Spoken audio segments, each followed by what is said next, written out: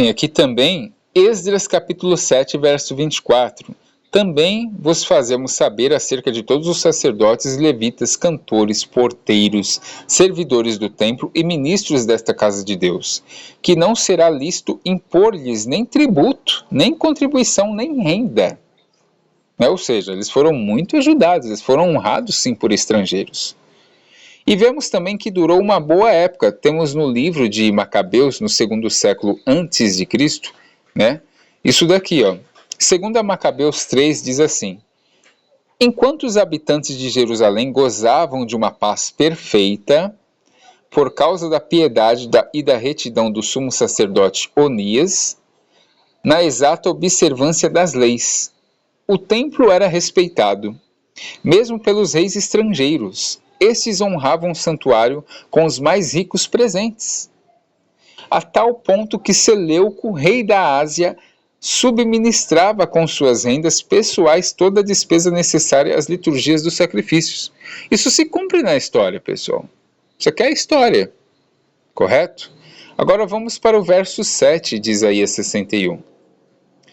Em lugar da vossa vergonha, tereis dupla honra, e em lugar da afronta, exultareis na vossa parte. Por isso, na sua terra possuirão o dobro e terão perpétua alegria. Porque eu, o Senhor, amo o juízo, odeio o que foi roubado, oferecido em holocausto. Portanto, firmarei em verdade a sua obra e farei uma aliança eterna com eles. Verso 9.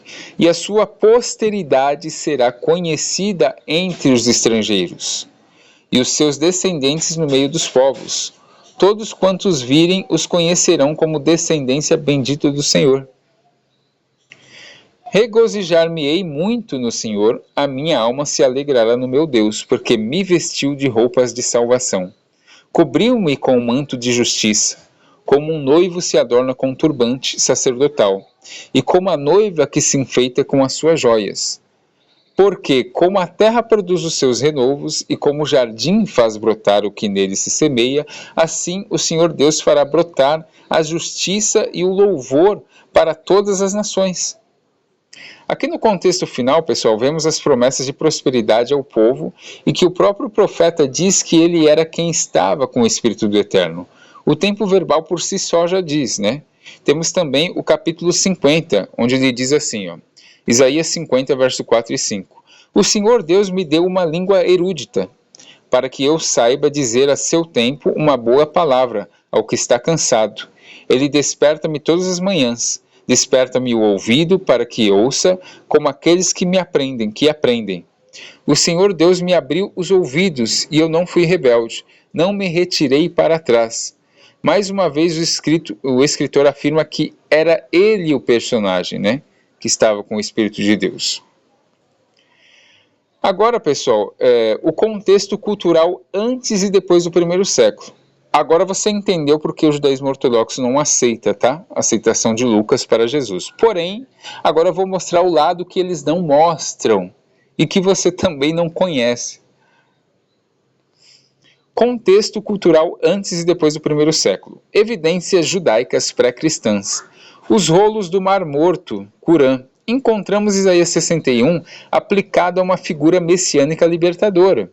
Isso aqui o judaísmo ortodoxo não mostra, tá? Ó, manuscrito de Melquisedeque, inclusive aquelas coisas, inclusive tem até no meu canal vídeo sobre isso, a questão de Melquisedeque celestial que tem no Novo Testamento. Ela não surgiu do nada, ela já surge do próprio judaísmo. Ó, isso aqui é um documento do século I antes de Cristo, tá? Tem aqui a transliteração e a tradução, ó. Para libertá-los de suas iniquidades, e isto é o que ele disse, proclamar liberdade, como ele disse, proclamar o ano do favor de Yud-He-Vav-He.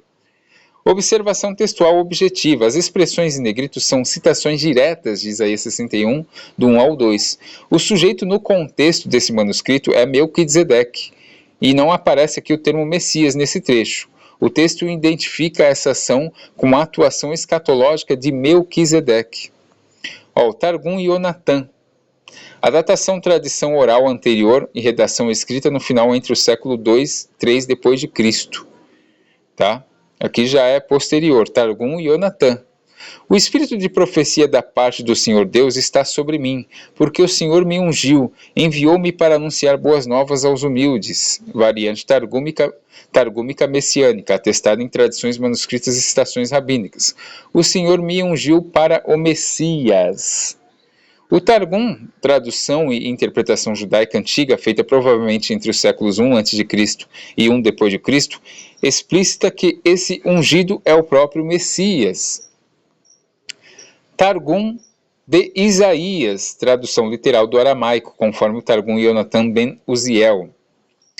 O espírito de profecia do Senhor Deus está sobre mim, o Messias, porque o Senhor me ungiu para pregar boas novas aos mansos, enviou-me para fortalecer os contritos de coração, para proclamar liberdade aos cativos e para abrir aos exilados o caminho da libertação, para proclamar o ano aceitável diante do Senhor, e o dia da redenção de nosso Deus, para consolar todos os enlutados. Aqui o Targum substitui o pronome mim por o Messias, de modo explícito, ou seja, em hebraico é me ungiu, nos judeus aramaicos o Messias foi ungido. Isto é uma interpretação judaica pré-cristã. Literatura intertestamentária, Salmos de Salomão, né? Tem isso daqui, ó.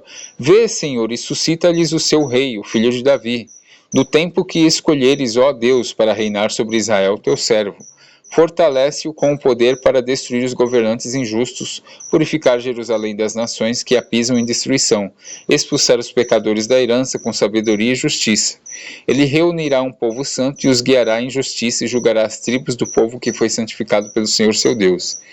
Ele não permitirá a iniquidade, habite no meio deles, e o estrangeiro e o homem ímpio não verão a sua glória.